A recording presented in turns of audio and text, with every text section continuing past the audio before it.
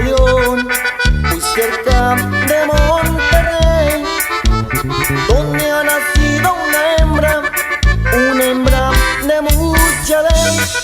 Ahora sería el sol a su nombre, que aquí van a conocer.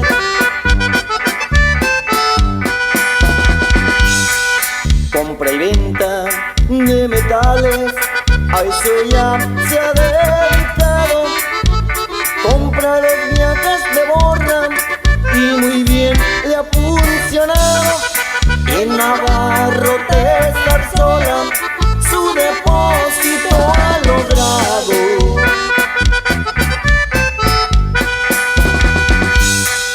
Su pasión es el trabajo, las armas y buenos carros, el dinero y el poder, eso mucho le ha gustado.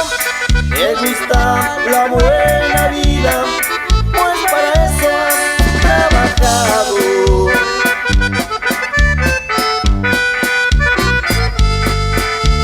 La güera de los metales,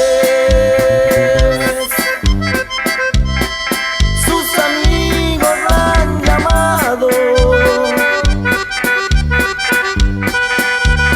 Ha tenido lo que quiere y lucha por lo que ha faltado.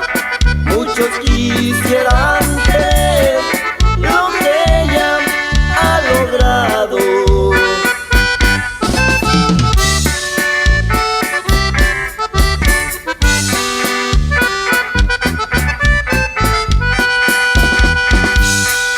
Es humilde y muy sencilla con la gente que le ayuda.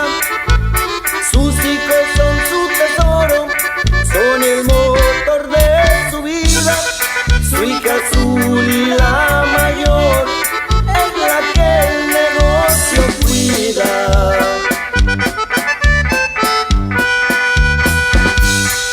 Tiene amigos importantes, gente de mucho poder, gente con mucho dinero, dentro y fuera de la ley, policías y militares, con quien se lleva muy bien.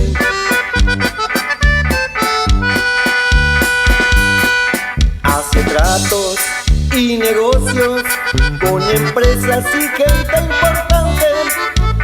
Su carisma y su valor la hacen muy interesante. No le teme